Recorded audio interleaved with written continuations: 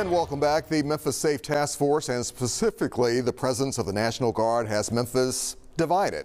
But on both sides of the issue, you can find people who really want to see Memphis move past the crime problem so the city can actually flourish. There are a lot of different ways to move Memphis forward. Here to talk about the ways we are approaching that goal are City Councilwoman Yolanda Cooper-Sutton and Dr. Talisa Franklin.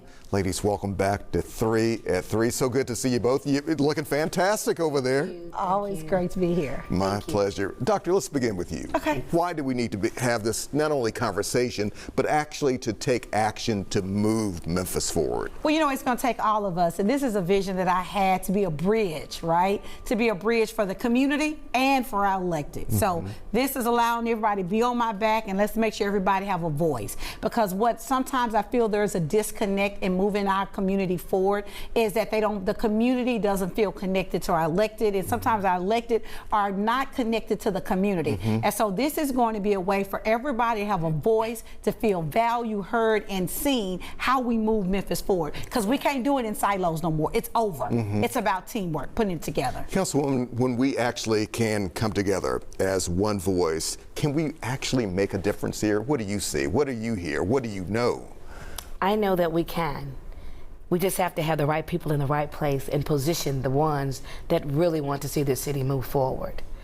Memphis has the heart, it has the strength, and it has the grit and grind, as they say. No matter what you bring to Memphis, and as me being a Memphian, I always see it rise to the occasion. But this time, it's the changing of the guards, Alex. Why do you say that? Because we have to put people in place that are not self-centered, that are not just thinking about what's the next position they can gain or they can run in, about the people that are out there in the community, the people, the children, the parents, the grandmothers, the 8 to 5, the 9 to 5, and the can to can't that keep this thing rolling.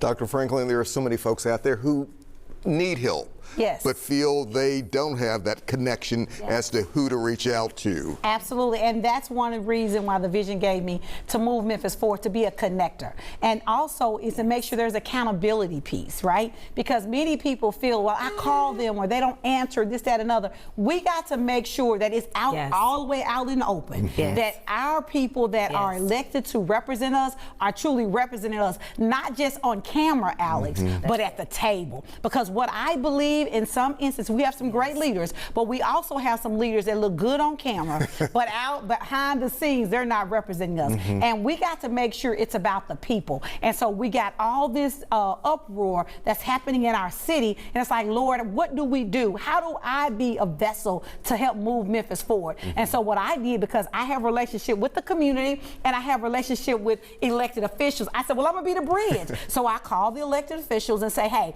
I need you to show up and listen to the community. And what did they say? And they said yes, yes. So every Thursday in the month of October, we'll be in a different community where elected officials I've invited to say, hey, if you're going to represent, then you have to show up. And also, then there's going to be an accountability within 48 hours, Alex, that I'm going, if you have a question and you want this addressed to whomever, then we're going to add it on the website. And either it's going to be say no response or they will respond. You're putting the pressure out there. Absolutely. You really. Because Yes. we're tired of playing. Yeah. Yes. I am tired of sitting on the sidelines, seeing everybody talk negative and be bad mouthing our city. I love Memphis, and I don't just say it, I love Memphis. And so if I love Memphis and I love God and I love his people, then I want his people to be accountable to the people in which they represent. And one thing I can say, my sister, she that girl. She that girl.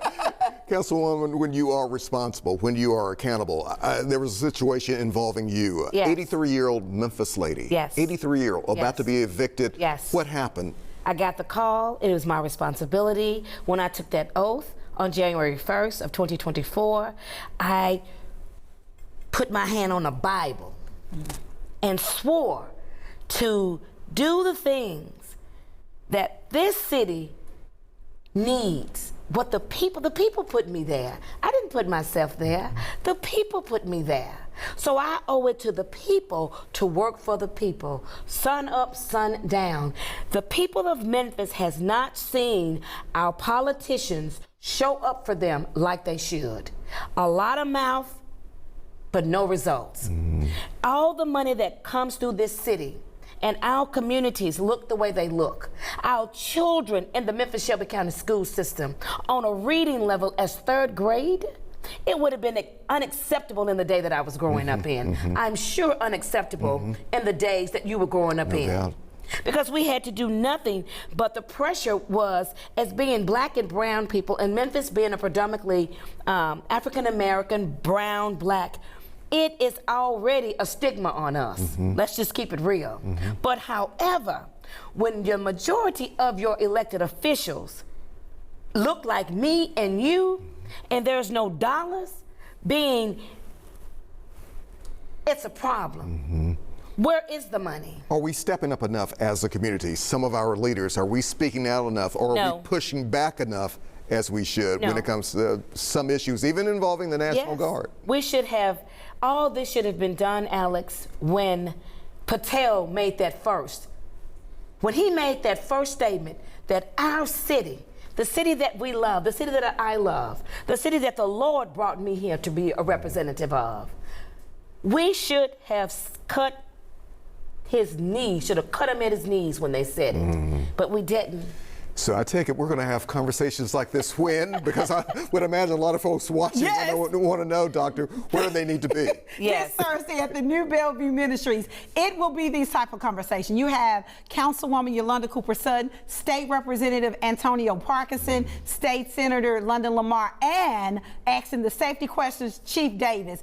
Every single Thursday in this month, there will be a conversation, and there will be our leaders that are either appointed or elected to represent us so they can answer to the people. This Thursday, it kicks it off, moving Memphis forward. Yes. We're going to move Memphis forward together. You are turning up the heat for sure. I'm feeling it over here.